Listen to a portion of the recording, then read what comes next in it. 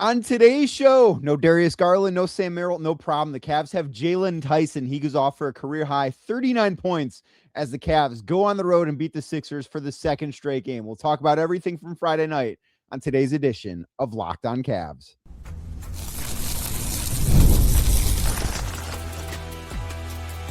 You are Locked On Cavs, your daily Cleveland Cavaliers podcast. Part of the Locked On Podcast Network, your team every day.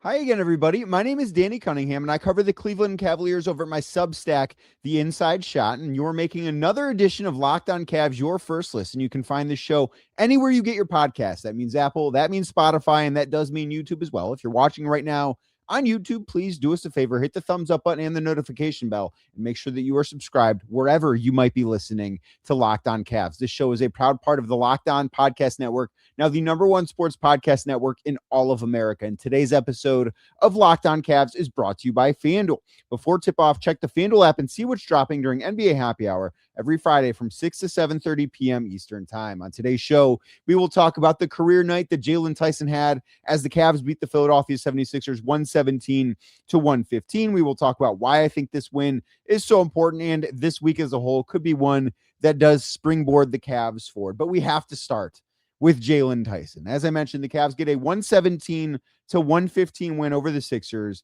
And when you are divvying up credits for who, deserves the most praise after a game like this, it is so hard to look at anyone other than Jaylen Tyson and say, this is because of you. Like, yes, Evan Mobley hit the game winner dunk inside 5 seconds. Who assisted on that play? Jaylen Tyson did.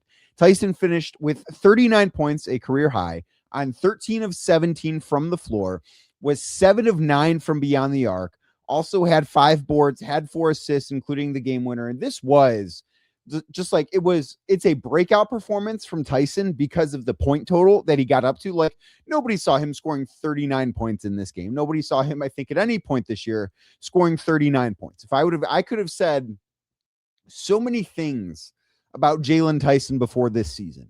And I came in with high hopes for Tyson, and they have been so far exceeded from what I thought he might be, what I thought his potential could be. And truthfully, I think what the Cavs thought he could be.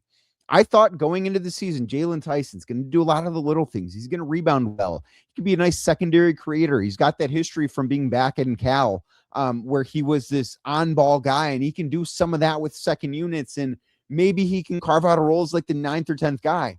Now he looks like an indispensable player after a game like this. I want you to look up and down the Cavs roster, like pull up Basketball Reference and just look at the Cavs roster and ask yourself, how many guys on the Cavs are capable of this kind of game? We know Donovan Mitchell is, we know Darius Garland is, we have seen Evan Mobley have this type of game-changing performance. Outside of that, like, okay, maybe you could talk me into DeAndre Hunter doing that. You could potentially talk me into Sam Merrill just getting red hot from beyond the arc, but I don't think he does all of the other specific things that Jaylen Tyson does. And what this game from Tyson can be is a personal springboard for him moving forward, because he has had, without question, an awesome season. He came into this year averaging just over 12 points per game on over 50% shooting 45% from beyond the arc. So this is obviously such an outlier, but I do think it shows glimpses of who he can be, of who he thinks he can be. And he is somebody that since day one with the Cavs, since the night he was drafted, he has been somebody that has really exuded confidence. He has always been confident in himself, confident in his ability to improve and get better. There was a point last year. This was, I believe, in November. I believe I talked to him right after his first start of his career. If you think back to the Cavs start 15-0 last year, they go to Boston, they lose their first game of the season. And then the next night, they play the New Orleans Pelicans. The Cavs, off of that game against Boston, they sat a handful of guys. Jaylen Tyson gets a start, first start of his career. I sat down with him like a week after that. And one of the things that Tyson said to me is that he wanted to be a star player in the NBA. Like, he did not view himself as the typical number 20 overall selection, which he was. Because if you think about guys that are picked 20th overall, what's a positive outcome for them? If you have the 20th pick and that guy turns into your 8th man, organizationally, you're pretty happy. Like, that is a win. with how much of a crapshoot the NBA draft can be. If you pick 20th and that guy is a rotation player, somebody that you can trust to play in the playoffs, that's a big win. And I'm not saying like immediately or year 2. If that's the case in like year 4, you feel, okay, we've got something with this pick here. And Jaylen Tyson has so far exceeded those expectations already because he has shown himself, and it's not just on nights like Friday night against the Sixers. I mean, what he did on Friday night against the Sixers was incredible, and I want to get into the specifics in a second, but it's been this consistent buildup all year to it gets to the point where I'm surprised that Jaylen Tyson scored 39 points because I'm surprised he got 17 shot attempts. I'm surprised he got 9 3-point attempts that were as good looking as they were. Because if you go through his threes, how many of them were like really tough shots, right? And this is not to be critical. I mean, the one step back he had in the corner by the Cavs bench was insane, but a lot of them were not necessarily the toughest looks.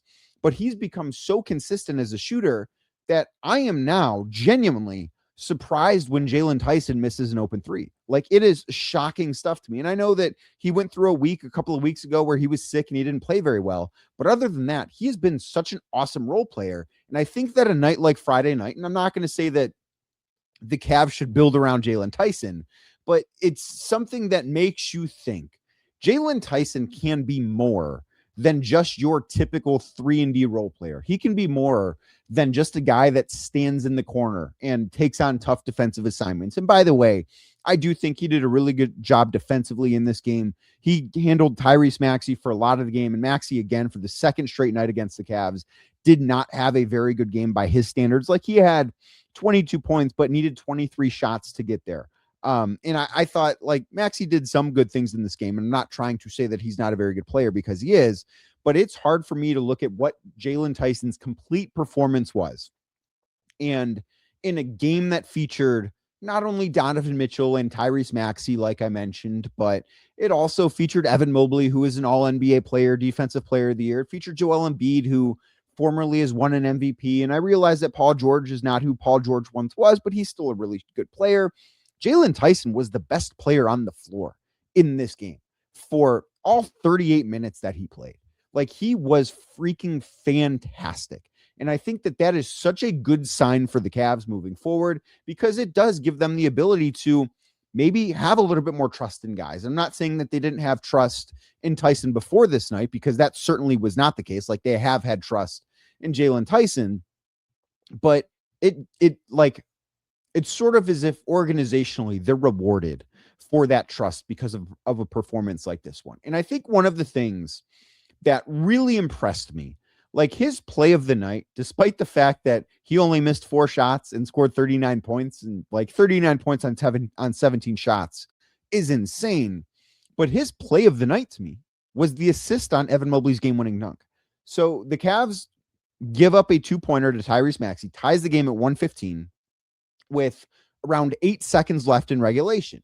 They call a timeout. They advance the ball into the front court, so they have it on the sideline out of bounds. And the original play was not designed to give the ball to Jaylen Tyson, as good as he was in this game. Like, in those situations, you've got Donovan Mitchell for a reason. You try and get the ball to number 45 and let him go hit a game winner. Like, that's what the plan was for the Cavs.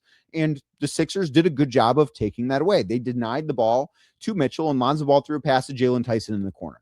And knowing that he had scored 39 points, knowing how good he was from the floor, knowing that everything, for the most part, that he was throwing near the rim was finding its way to the bottom of the net, I think it would have been a really, really easy thing for him to say, you know what? I know Joel Embiid, who is not prime Joel Embiid defending the rim. Certainly, we saw DeAndre Hunter prove that in this game. I know that that's not the case, but you could see Joel Embiid coming. And if you're Jaylen Tyson, I think it's really easy to just say, I'm going to put a floater up over his hand, and it's going to go in, and we're going to win because of it. Instead, he makes a difficult pass, but the right play to get Evan Mobley a wide open dunk. And I think that really speaks to his maturity as a basketball player, that in this moment where he is having a career night, that he passes up on what would have been a tougher shot, but a shot that nobody would have blamed him for. Like, rewind in your head to that moment where the Cavs won the game over the Sixers on Friday. If Jaylen Tyson takes a floater and then you see on replay, man, maybe he could have dumped it off to Evan Mobley, are you going to blame Jaylen Tyson for taking that floater? No, of course not. Nobody would have. It would have been a very easy attempt for him individually to cap off a career performance to date with his first ever game winner. Instead, what he did was make the right play. And I think that really speaks to the maturity that he has as a basketball player. I think that he has grown this year tremendously. And to see him have the type of night that he had against the Sixers, I think is so impressive. And I think it's so important too for the future of the Cavs. And I know that not everybody is thrilled with the way the season has gone to date. And why would you be? This Cavs team has, without question, underachieved. But Jaylen Tyson has been one of, if not the biggest bright spots, because they came into the season wondering, what does our postseason rotation look like? What does it look like when we cut it down to 9 guys? Like, who gets cut, or cut it down to 8 guys? Because they kind of had cut it down to 9 at this point. What does that look like? And if you listen to this show, or I think even if you're just a Cavs fan, you were probably thinking, you know what, I'm just not sure where Jaylen Tyson fits in. And now that question is no longer about Jaylen Tyson. It's about other guys. It's, where does Dean Wade fit in? It's, what does Max Strus look like when he gets back? Where does he fit in? Because Jaylen Tyson has gone from somebody that I think was on the fringe of being in the rotation to somebody who has made himself 100% indispensable to this basketball team. Because it's not just how good he's been offensively, and he has made shots at a level that nobody, maybe Jaylen, expected to make shots at this level. I don't think anybody with the Cavs did. I certainly didn't. He's made shots at such a high level, and he's also been willing to take on some really tough defensive assignments. Like, if you think about these 2 games against Philly, and I know how good Donovan Mitchell was on Wednesday night in the game that the Cavs won by almost 30 points. I know how good he was, but it's hard for me to look at these 2 games and say that Jaylen Tyson, like, if you want to look at this as a series, right? And that is something that gets thrown around a lot with these back-to-back games where you play the same team twice in one city. Like they have mentioned, it's like a playoff series, right? The MVP of this playoff series is Jaylen Tyson. No question about it. Like, he was so good in this game. There are a few other guys that do deserve credit, and I think this is a very important win for a couple of other reasons. But man, Jaylen Tyson deserves a ton of credit for stepping up too on a night where Donovan Mitchell wasn't great. Like, if you would have told me the Cavs are going to be without Darius Garland and Sam Merrill, and Dean Wade is still out, and Max Strus still hasn't played, and they're going to face off against a fully healthy version of the Philadelphia 76ers. The Sixers were not missing anybody from their rotation in this game. And you tell me that Donovan Mitchell takes 13 shots and scores 13 points, misses every single shot that he took, all 6 shots inside the 3-point arc he missed. If you tell me that, if you tell me those things, I would think the Sixers probably win that game by 20 points. They probably win that game by 20 points. But the fact that Jaylen Tyson stepped up in the way that he did in this game specifically, I think is a great sign for the Cavs. I think it's a great sign for his future. And I think that this win and this week is something the Cavs can really build on. We'll talk about why that is next, right here on Locked On Cavs. But first, today's show is brought to you by DoorDash. The season is heating up, and DoorDash has a way to keep fans in their bag the whole way through. Whether you're watching the highlights, the tunnel fits, or just your favorite player, DoorDash makes the entire season more fun because every player has their bag, and with DoorDash, fans have one too. DoorDash keeps your snacks stocked, your gear fresh, and your watch party vibes absolutely on point. There might be nights where your team stresses you out, and if you're a Cavs fan, Friday could have been one of those nights, back and forth, and they have to go on a 10-0 run to tie the game, and then the game-winning dunk by Evan Mobley at the end. Like, that was, for a Cavs fan, I think, a pretty stressful night. Maybe you need some dessert. I know how to get dessert in your hands. DoorDash is the way to do it. And if your group chat says, hey, pull up, we're going to watch the late games, well, DoorDash makes sure that you show up prepared because they've got snacks, cups, even a phone charger for the friend who's always at 2%. From tip-off to overtime, stay in your bag and order on DoorDash. Get snacks, drinks, gear, and whatever gets you through the season delivered right to your door. DoorDash, in your bag all season long. Thank you again for making today's edition of Locked On Cavs your first listen, and thank you to those of you that are everydayers and make Locked On Cavs your first listen every single day. And if you haven't already, you might want to check out the new Everydayer Club because it gets you access to an ad-free audio feed for Locked On Cavs that is compatible with Apple Podcasts, Spotify, and every other major podcast app, plus an invite to the members-only Locked On Everydayer Club Discord server where you can chat with fans of the Cavs just like yourself. A link is in the show description, both on YouTube or wherever you get your podcast. And I think that this win is a really big win for the Cavs for a number of different reasons. One, I think anytime you can go on the road and without Darius Garland, without Sam Merrill, without Dean Wade, the three of those guys have all proven, I think, how integral they are to the success of the Cavs this year. And win a game, and Max Strus too, who hasn't proven it this year, but like over the past few years has proven how important he is. Anytime you can go on the road and win a game against a playoff team that is fully healthy, because the Sixers are a playoff team. Like, that is a team that if they stay healthy with, which I understand with the history of that organization, health is a giant question mark. But if they stay healthy, I do think that they will be a postseason team, and they will be a team that I don't necessarily think is going to go super far in the postseason. I'm not sure their style of play translates to it, but that doesn't like take away from this victory. But if you would have told me that they were missing those four guys and they go into Philly and they find a way to win not once, but twice, I think you have to be ecstatic if you're a Cavs fan. I really think that has to be the case. Like, this is not, I don't think that this is in the category of best win of the season. Like, I thought the win on Wednesday was maybe more impressive because that's just like the Cavs in full force is like, yes, that is what you're supposed to look like. And if this is who the Cavs are, it's not good enough to get to where they want to go. Like, they can't win repeatedly in the playoffs like this, but the fact that they can get these contributions from guys is a good sign that they will be able to get better and they will keep improving, and that guys are getting this experience that does matter. But I look at this and say, this is one of the gutsiest wins that the Cavs have had, because they led this game for fewer than 5 minutes.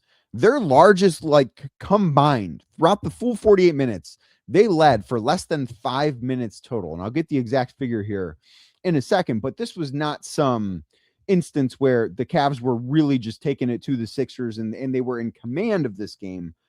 They really did not have grasp of this game, and that's going to happen sometimes. Like, the Cavs led for 4 minutes and 34 seconds. The Sixers led for 39 minutes and 53 seconds of this game. The Cavs trailed by, I believe, as many as 11 in this game, and they found a way to come back to win. And I think that when you take that and you pair it with what the previous 7 days have been. So let's go back a week. Last Saturday, the Cavs beat the Wolves. That's a game that is in the running for best win of the season. I think that was a glimpse of, okay, this as a team is who we can be, right? That's what the Cavs can say about that game, because the Wolves have been, since Thanksgiving, the best team in basketball. And the Cavs, like, commanded that game for the most part. So that's a really impressive thing. And then you've got Monday, where it is arguably the worst loss of the season. But I also think, and we have had this, and maybe I will be wrong about this, but we have had a number of different instances this year where it feels like, you know what, that should just be the wake-up call for this team, right? Because they've had, like, the loss against Utah was not their first bad loss of the season. They have had a handful of them that are just these inexcusable losses where they show up and they're flat and they just don't play well and they don't have intensity and effort and all those things that we watched on Monday. But the way they responded to that loss, I think, makes it look, and it's, the returns are still early. Like, we'll have to wait and see. And they, of course, have a really big game on Monday against Oklahoma City. But the returns on that loss make it look like that finally was the wake-up call for them. Because then they come out on Wednesday against Philly and just beat the brakes off them. Like, they throttled the Sixers on Wednesday. And you want to say, okay, you know, the Sixers were playing their third game in 4 nights and the Cavs were not, and that stuff matters. And okay, I think there's something to that. I've given the Cavs that benefit of the doubt before too. I'm fine giving it to the Sixers there. That doesn't take away from how good I think the Cavs looked in that game.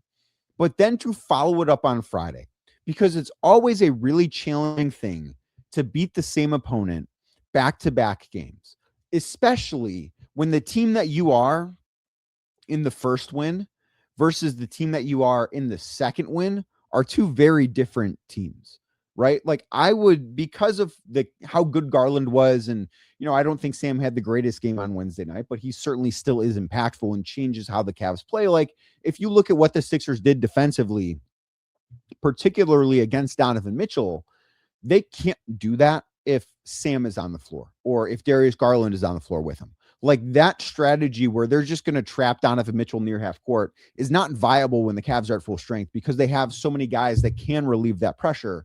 But when two of their really, I guess three, if you count Max, when three of their pressure release guys are not active, you can change the way that you want to face the Cavs defensively. And I thought that was a big difference. And I do think like Philadelphia in this game, they came out, they were aggressive, they were intense, they had a lot of effort. Like they were trying to get the crowd into it. They were physical. The Sixers, I thought, did a lot of things right. And I think if you want to just put Jaylen Tyson aside here, one of the most impressive things that I'm not sure happens a month ago is the Cavs didn't back down from that. The Cavs didn't fold when they could have. Like they were down by 11. And the fact that they were able to not only come back, but get it over the hump, I thought was very impressive. And they've had a number of other games where, they screw around for 3 quarters and then they have to stage this furious comeback in the end. And sometimes they win and sometimes they don't. Like that is not what this was. This was not an instance of the Cavs screwing around. I thought that the effort throughout the night was really good. I thought the intensity was good. I thought for the most part, the focus was good. Obviously, they had way too many turnovers, but they cleaned that up in the second half. Like their first half, they had 12 turnovers. I believe they had 8 turnovers in the first quarter alone. They only had 6 turnovers. I say only, like 6 is still probably a number that's a little high, but they only had 6 turnovers in the second half total. And that's a big reason why. Like I tweeted out at halftime that if the Cavs find a way to clean up their turnover issues, they win the game. And what did they do? And it wasn't perfect. And they had a few bad turnovers in the fourth quarter, certainly. But they found a way to clean up their turnover issues. And then they won the game. And they didn't close quarters well. And like there are things, if you want to get really nitpicky, which I don't want to do, there are things that you can say, well, they need to do this better. They need to do this better. Sure, that's fine. But they also won a game minus a lot of guys. And because a guy in his second year who nobody expected to be as good as he's been has a career night. Like that to me, I think if you're a Cavs fan, this should be a game worth celebrating, not worth looking at and saying, man, like it could have been so much better. I think that's the wrong mindset to have. And overall, like I just think that this is such a positive sign. I really do. Because think about how much this Cavs team looked differently on Wednesday compared to Friday. Right? And think about, too, the last time the Cavs were without Sam and without Darius earlier this season, when Sam had his hand sprained and Darius was still working his way back from his foot injury, they looked like a nightmare offensively.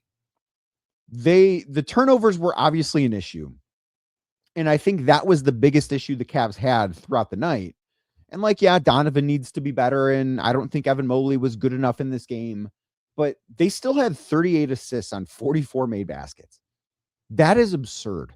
The ball movement with the Cavs right now, even with the turnover issues that they had in the first half against the Sixers, the ball movement in which they had, even without some of the really important ball movers, I think is a really good sign for where this team is trending. I think that we could look back at this week in particular and say, yes, things have been good since December 22nd. And that is a date that I have referenced a lot. And I actually heard it on the ESPN broadcast. I heard it referenced by them. And I was like the Leonardo DiCaprio meme where it's like the snapping into the camera. That was me because I just referenced that date over and over and over again, because that's when I thought the Cavs started to look like the Cavs. So maybe we look at that date as when it was, but this might be the week where this team finally woke up. Maybe you give credit to the Jazz for that game on Monday, but I also kind of think here, if the Cavs would have beat the Jazz on Monday, I don't think they win this game on Friday. I don't. But overall, I think it's a game that everybody, if you're a Cavs fan, should be really, really happy about and really, really excited about. Now, Jaylen Tyson was awesome. I said Donovan needs to be better. Evan needs to be better. There were a few other guys I thought had pretty strong games, and they deserve to be talked about. So we're going to do that next right here on Locked On Cavs. But first, today's show is brought to you by FanDuel. Fridays already feel different during basketball season, and FanDuel is making them even better because every Friday night before the games tip off, FanDuel gives fans a new way to kick off the weekend with NBA Happy Hour. NBA Happy Hour is your official pregame. It's a limited time window where special offers drop right inside the FanDuel app before the action starts. Fridays from 6 to 7:30 Eastern Time have become appointment viewing with NBA Happy Hour. Opening in the FanDuel app during Happy Hour always brings something new. They've got boosts, bonuses, other fun surprises. You never know what you're going to get. It's easy to check the weekly special before tip-off and make your move before the window closes. The timing is perfect. Right before the games, right before the weekend starts. It adds a little bit of extra energy to Friday night basketball without overthinking it. I wish on Friday I would have looked and seen, and I do not bet on the Cavs. Like, as somebody who covers the team, I find that to be inappropriate. So I don't do that. I use FanDuel for a lot of other things, but not the Cavs in specific. But I would love to know, what would Jaylen Tyson 6+ threes have been on FanDuel? Like, what could you have got that at? And then pair that with one of the booster bonuses from FanDuel that they're giving out on NBA Happy Hour. You could have had a really, really great night if you could have foreseen this coming from Jaylen Tyson and from the Cavs. So before tip-off, check the FanDuel app and see what's dropping during NBA Happy Hour every Friday from 6 to 7:30 p.m. Eastern Time. It's a little bit of basketball, a little bit of action, and a whole lot of Friday energy. That's NBA Happy Hour only on FanDuel, the official sportsbook partner of the NBA.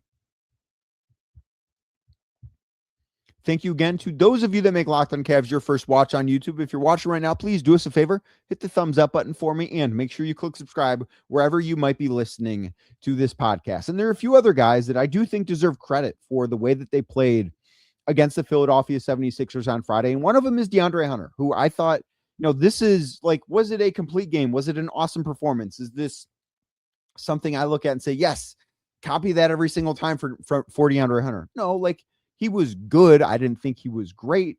He had 16 points. I thought he was good defensively. And this is one of the things with DeAndre. Like, as an isolation defender, he has been really, really good this year. It's when he's off ball or when somebody else is brought into the action, like, he's been bad in pick and roll situations. He's been a bad off ball defender. But in on ball isolation situations, there are a few guys in the NBA that have been really, really as good as DeAndre Hunter has been. I thought he had a really good game. I really did. He had 16 points, was 7 of 13 from the floor, had that dunk over Joel Embiid, which was awesome. Not the dunk of the night, because, and we will talk about Naquan Tomlin in a second too. But I really liked what DeAndre Hunter brought the Cavs.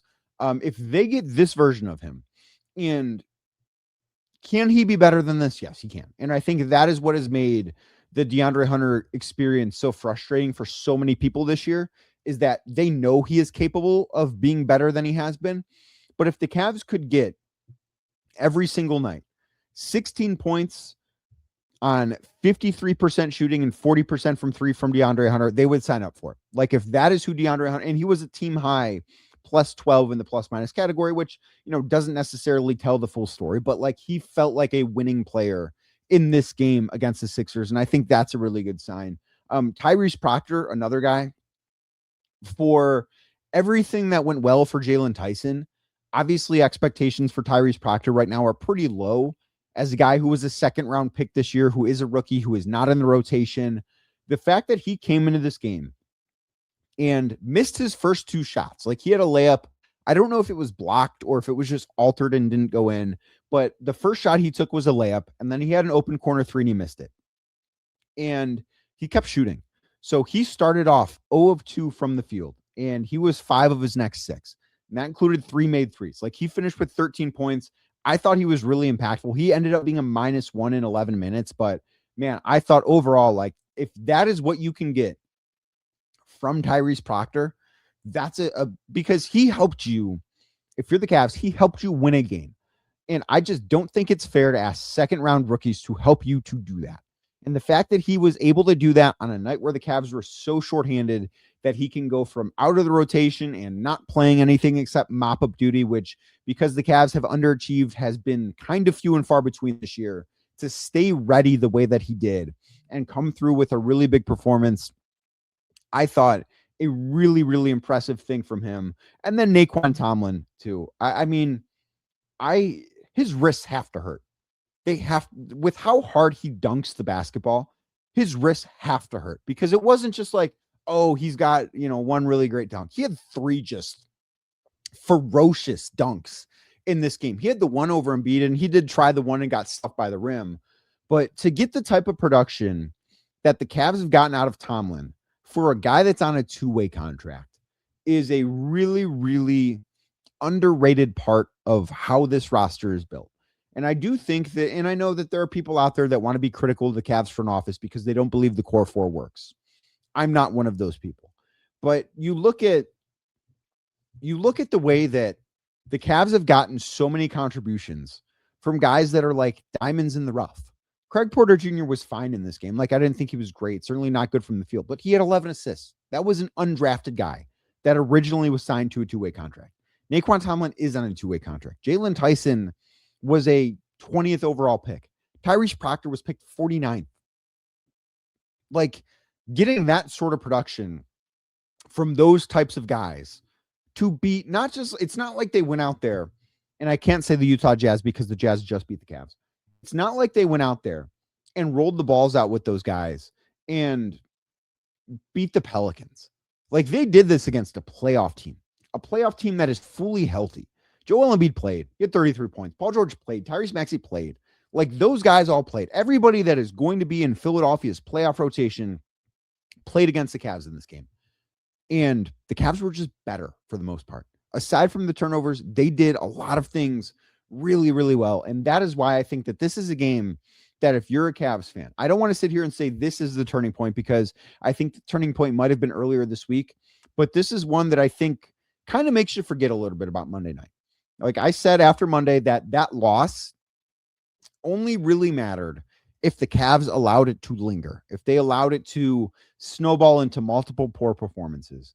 And the Cavs did the opposite because while this was not their prettiest win, maybe Wednesday was, this was not their prettiest win, but since that loss against the Jazz, they put together 2 very, very impressive performances to move out of the play-in for the first time in a while. So I think if you're a Cavs fan, you feel really, really good about this team. Now, the Cavs are back in action. They have the weekend off, but they're back in action on Monday, a matinee game against the Oklahoma City Thunder. The best team that the Cavs have played to date will be the Thunder. I will be very interested to see how the Cavs match up. I think next week is a big week because it's not just the Thunder, which if they don't win that game, it's not the end of the world. But then they've got some winnable games. They've got Charlotte, they've got Sacramento, and then they've got the Orlando Magic on the road. Second night of a back-to-back, which will be a tough one. They'll be at a rest disadvantage for that one, but they have an opportunity to continue to string together some wins and I think make a lot of people feel a lot better about this basketball team as the season continues on. So as we get out of here, please do me a favor.